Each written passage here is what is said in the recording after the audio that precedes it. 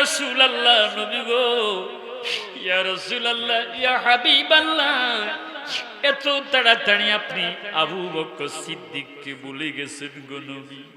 যে আবু বকর সিদ্দিক হেরা গুহার মধ্যে গর্তগুলো নিজের কাঁধে রুমাল দিয়া ছিঁড়ে ছিঁড়ে ছিঁড়ে ছিঁড়ে, যে আবু বকর সিদ্দিক গর্তর মুখগুলো বন্ধ করে সর্বশেষ, হুজুর কাপড় শেষ হয়ে গেছে, একটা গর্ত বাকি আছে, এই গর্তের মধ্যে বিষাক্ত বিষধর সাপ বের হইয়া নবীজিকে যদি দংশন করে, আবু বকর সিদ্দিক নিজের পাও দিয়া ধাক্কা দিয়া সেই গর্তের মুখ বন্ধ করে দিয়েছে।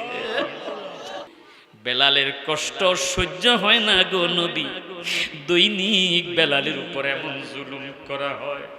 হুজুর উত্তপ্ত রৌদ্রের মধ্যে শোয়া বেলালকে চাবুকের আঘাত মারা হয়, বেলালের বুকের উপর পাথর চাপা দিয়ে সারাদিন এত কষ্ট দেওয়া হয়। নবী আমার কান্দে, ডেকে ডেকে বলে, আবু বকর, জি হুজুর, পারবানি তুমি বেলালকে উমাইয়া থেকে ছাড়াইয়া আনতে? বেলাল একটা ডাক দিয়া কয়, হুজুর, ইয়া রাসূলুল্লাহ, ইয়া হাবিবাল্লাহ, নবী গো, জীবনের বিনিময় হলো বেলালকে আমি উমাইয়া থেকে মুক্তি করে আনবো। নবীজির হুকুম পাইয়া হযরতে আবু বকর সিদ্দিক একটা দৌড় দিছে রে উমাইয়ার কাছে, যাইয়া বলে, উমাইয়া, কিসের বিনিময় বেলালকে তুমি মুক্তি করে দিবে? কত টাকার বিনিময়ে তুমি বেলালকে মুক্তি করে দিবে? উমাইয়া ডেকে ডেকে বলে, আবু বকর, এই কালো কুৎসি মানুষটার আবার দাম আছে নাকি? তোমার কাছে দাম না থাকতে পারে, ইমানের কারণে, নবীর মোহাব্বতের কারণে আল্লাহর কাছে এবং মদিনাওয়ালার কাছে তার দাম আছে। কথা বলেন ঠিক না বেঠি? আমার বন্ধুরা গভীর মনোযোগ, ইমানদারের কি দাম? নবী আমার বলে, ইদা তাওয়াদ্দাআল আব্দুল মুসলিমি আউল মুমিন, একজন মুমিনের কেমন দাম, মুসলমানের কেমন দাম? ফাকাসালা ওয়াজহাহু, সে যখন নামাজের ওযু করার জন্য মুখের মধ্যে পানি দেয়, আমার বন্ধুরা, আমার বাবারা, খরাজা মিন ওয়াজহিহি, তার চেহারা থেকে কুল্লু খাতিয়াতিন, সব গুনাহগুলো আল্লাহ মাফ করে দিয়ে দেয়। আর জোরে জোরে কন্না সুবহানাল্লাহ। হোক সে কালো, হোক সে কুৎসি, ইমান ওয়ালার দাম যে এত বেশি আল্লাহর কাছে, সুবহানাল্লাহ কন্না। নাজারা বিআইনাইহি, তার চোখের মধ্যে যখন ওযুর পানি লাগে রে, সাথে সাথে আল্লাহ পাক রব্বুল আলামিন মাআল মা, সমস্ত চোখের মধ্যে ওযুর পানি লাগার সাথে সাথে আল্লাহ পাক তার চোখের গুনাহগুলো ক্ষমা করে দেয়। সুবহানাল্লাহ বলেন না সুবহানাল্লাহ। হযরত বেলাল রাদিয়াল্লাহু তাআলা আনহু কেমন ঈমানের অধিকারী! নয় নয় নয় টাকার কাছে বিক্রি হয় না। আমার দেশের কিছু নামদারি মুসলমানেরা টাকার কাছে বিক্রি হয়ে গেছে। কথা কন ঠিক না বেঠিক? নামে মুসলমান, কামে শয়তান। কথা কন ঠিক না বেঠিক? হযরতে আবু বকর সিদ্দিক ডেকে ডেকে বলে, উমাইয়া 400 দিরহাম দিব রে, বেলালকে মুক্তি করে দাও।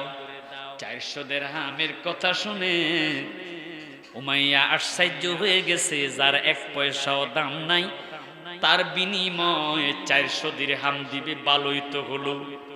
যাও বেলালকে নিয়ে যাও।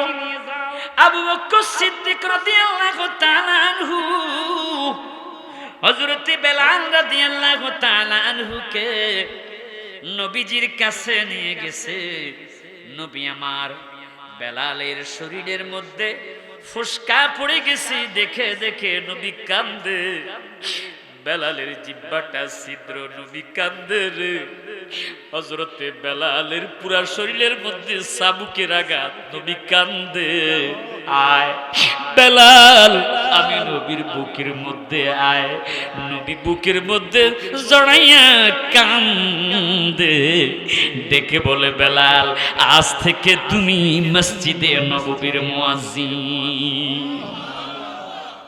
হযরতে বেলাল রাদিয়াল্লাহু তাআলা আনহু আজান দেয়। বেলালের আজানে সুবহে সাদেক হয়, বেলালের আজানে ফজরের ওয়াক্ত হয়। বন্ধুরি, বেলাল আজান দেয়, আশহাদু বলতে পারে না। উমাইয়া বেলালের জিহ্বাটা ছিদ্র করে দেওয়ার কারণে আশহাদু না বলে আসাদু বলে। কাফেরেরা বলে মুহাম্মদ নিজেও একটা মূর্খ, মসজিদে নববীর মুয়াজ্জিনে রেখেছে মূর্খ।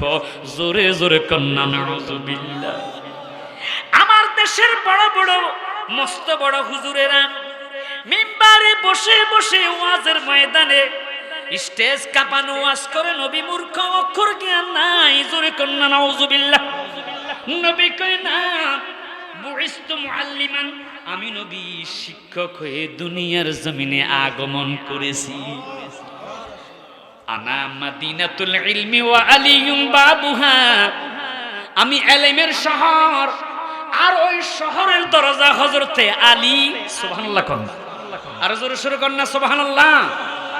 বন্ধুরা আমার, গভীর মনোযোগ, আমার নবীর কান ভারী করে ফেলেছি ইয়া রাসূলুল্লাহ। কাফের মুশরিকেরা এমন ভাবে বলা বলি করা শুরু করেছে, রাস্তার ধারে ধারে বিভিন্ন জায়গায়, হুজুর নতুন মুয়াজ্জিন রাখার ব্যবস্থা করেন।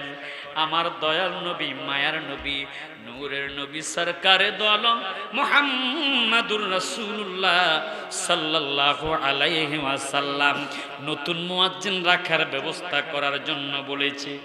নতুন মুয়াজ্জিন রেখেছে। বেলালকে ডাক দিলেন, বেলাল, ও বেলাল। জি হুজুর, জি হুজুর। বেলাল, আজ ফজরের নামাজ থেকে তুমি বেলাল আজান দিতে পারবে না। বেলাল একটা উল্টো প্রশ্ন করলেন, না কেন? আপনি আমাকে নিষেধ করলেন, নবীর সাথে বেয়াদবি করা চলবে না। যদিও আমার দেশের মুলুবীরা নবীর সাথে বেয়াদবি করে। কথা কোন ঠিক না বেঠিক? আমার বন্ধুরা গভীর মনোযোগ। বেলাল হুজরাখানায় যাইয়া নামাজের মুসল্লা বিছাইয়া বেলাল কান্দে। আল্লাহ, আমার কি অপরাধ? উমাইয়া আমার জিহ্বাটা ছিদ্র করে দিয়েছে, যার কারণে গো আমি আসাদু বলতে পারি না, আমার মুখে আসাদু চলে আসে। আমার আল্লাহ মনের খবর জানে কি জানে না? মুয়াজ্জিন আযান দিয়েছে, সুন্দর কণ্ঠ, উচ্চারণ অনেক সুন্দর, মাখরাজ সহকারী উচ্চারণ। সবাই খুশি।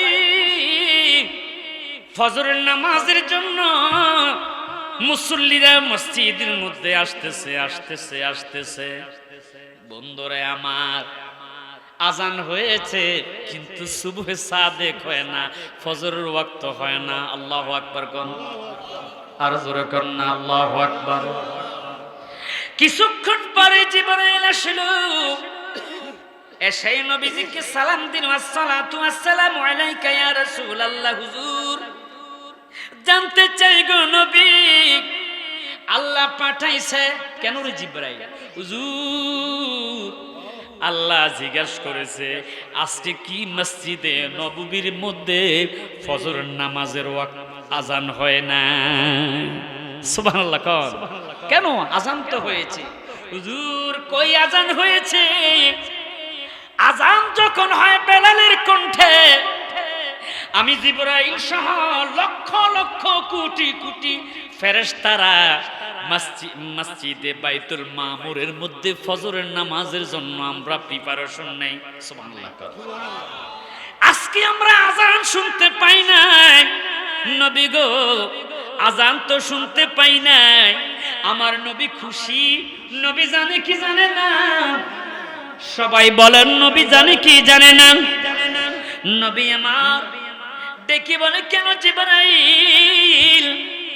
নতুন মুয়াজ্জিন আযান দিয়েছে, সুন্দর কণ্ঠ, অনেক শুদ্ধ উচ্চারণ।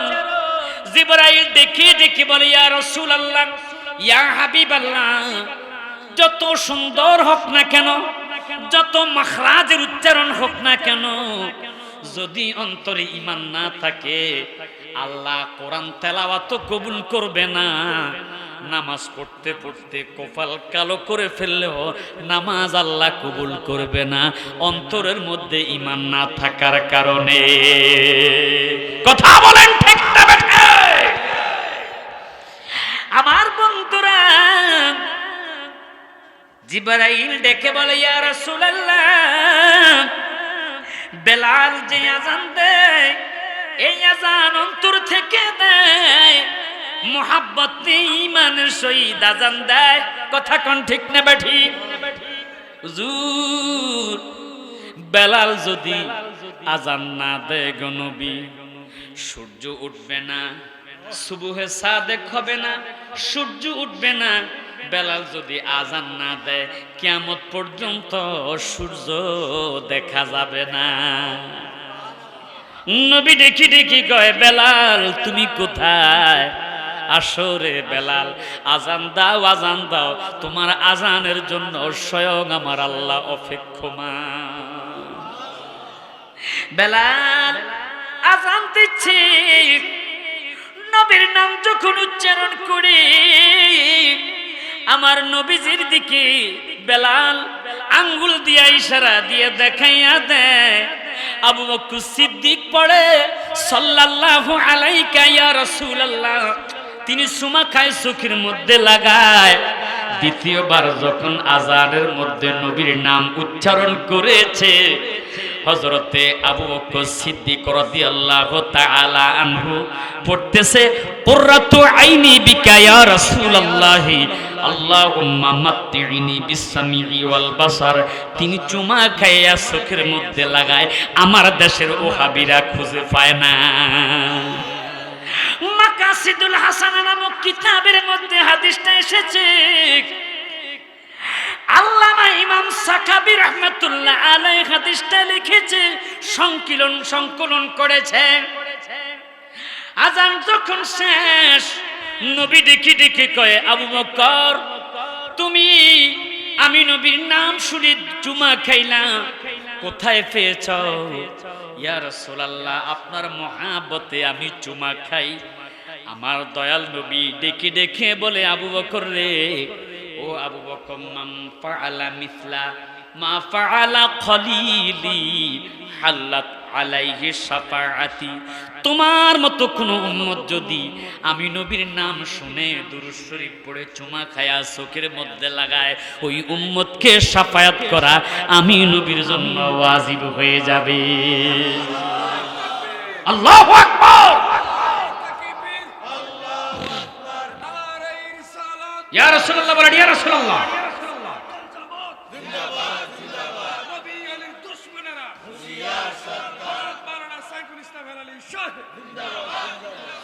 হেই এমন মুহাব্বত আবু বকর সিদ্দিক রাদিয়াল্লাহু তাআলা আনহু, যিনি মৃত্যুর আগে ডেকে বলেছে, ওমর ভাই, ও আলী জি, আমি আবু বকর সিদ্দিক যেদিন মারা যাব, মরতে হবে কি হবে না? সবাই বলেন, আওয়াজের নমুনা কো, আপনারা কি মরবেন না? কিরে বাবা, মরবেন না? আইনামা তাকুনু ইউদরিকুমুল মাউতু ওয়ালাউ কুনতুম ফি বুরুজিম মুশাইয়াদা। মৌত থেকে কোথায় পালাবেন, কোথায় যাবেন? যেখানে যান মৌত আপনাকে ছাড়বে না, মরতে হবে। কথা কোন ঠিক না বেঠি?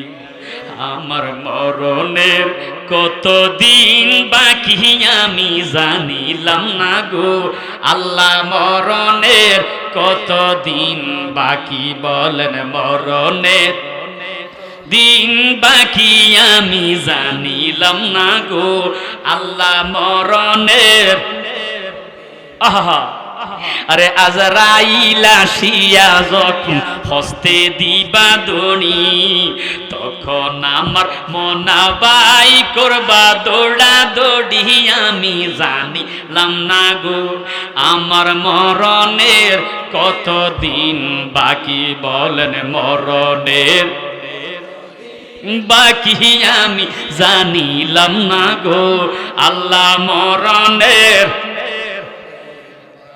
আরে 40 দিনের আগে বাইর মৌতের নিশানি বলেন না 40 দিন পূর্বে বাইর মৌতের নিশানি যেই জায়গায় মরণ লেখা সেই জায়গায় সে মরে আমি জানিলাম না রে আমার মরণের কতদিন বাকি আমার মরণের দিন বাকি আমি জানিলাম না গো আমার মরণের আলী ওমর জি আবু বকর বলেন আলী বললেন হযরত ওমর বললেন আবু বকর সিদ্দিক রাদিয়াল্লাহু তাআলা ডেকে ডেকে বলে আমি যেদিন মরে যাই আলী ওমর তোমাদের প্রতি আমার একটা ওয়াদা রাখতে হবে কি ওয়াদা ভাই আবু বকর আরে ওমর আলী আমার মৃত্যুর পর আমাকে গোসল দিয়া কাফনের কাপড় পরাইয়া জানাজার নামাজ কমপ্লিট করবা আপনাদের এখানে জানাজার নামাজের পর দোয়া আছে না নাই ইদা সাল্লাইতুম আলাল মাইয়িতি ফাআখলিসু লাহু দুআ নবীর হাদিস আমার জানাজার পরে তোমরা দোয়া করে আমার লাশটাকে আমার নবীজি রওজায়ে আকদাসের গেটের সামনে নিয়ে যাইও আল্লাহু আকবার বলে একটু দরুদ শরীফ পড়ে আল্লাহুম্মা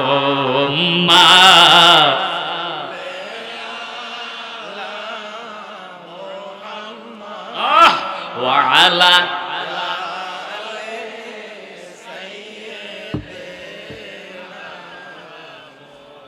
মুর্শিদের প্রেমের ডুরি মনরে বান্দনা শয়নে স্বপ্নে দেখবা মদিনা আল্লাহ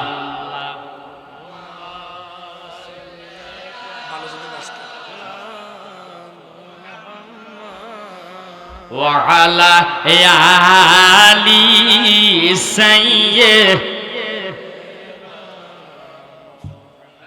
আল্লাহ দিত পাখায় আমায় বানাইয়া সবাই একটু হৃদয় দিয়ে মোহাব্বতে বলেন না আল্লাহ দিত মোরে বানাইয়া উইডা যাইয়া করতাম সালাম রওয়াজা আল্লাহুম্মা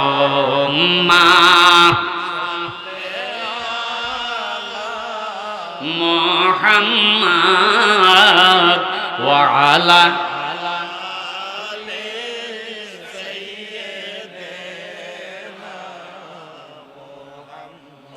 ও বন্ধুরে আমার আবু বকর সিদ্দিক রাদিয়াল্লাহু তাআলা আনহুর যেদিন ওফাত হয়েছে ওনাকে গোসল দিয়া কাফনের কাপড় পরাইয়া জানাজার নামাজ কমপ্লিট করে সাহাবায়ে কেরাম হযরতে আলী হযরতে ওমর সাহাবীদেরকে নিয়া সরাসরি আমার নবীজি রওজা মোবারকের গেটের সামনে নিয়া হযরতে আবু বকর সিদ্দিকের খাটটা রেখে দিছে আল্লাহু আকবার গন প্রতিশ্রুতি অনুসারে আমার নবীকে ডেকে ডেকে বলতেছে, ইয়া রাসূলুল্লাহ, সবাই আওয়াজ করে কন্যা ইয়া রাসূলুল্লাহ, হুজুর আমরা জানি আপনি বলেছেন হাইয়ুন ফি রাউজাতিহি শরীফা ফি মদিনাতিল মুনাওয়ারা, আপনি নবী রওজার মধ্যে হায়াতুন নবী। সুবহানাল্লাহ কোন আর জোরে সোরে কন্যা ইয়া রাসূলুল্লাহ। নবী গো, আপনার আবু বকরকে এনেছি গো নবী, আপনি যদি অনুমতি দেন আপনার পাশে আবু বকর সিদ্দিককে দাফন করে দিব, আর যদি অনুমতি না দেন আবু বকর সিদ্দিক রাদিয়াল্লাহু তাআলা আনহুকে নিয়ে যাব ও ইয়া রাসূলুল্লাহ, ইয়া হাবিবাল্লাহ, জান্নাতুল বাকিতে দাফন দেওয়ার জন্য। নাই নাই নাই, কোনো শব্দ নাই। নবীজি রওজা থেকে কোনো আওয়াজ আসে না।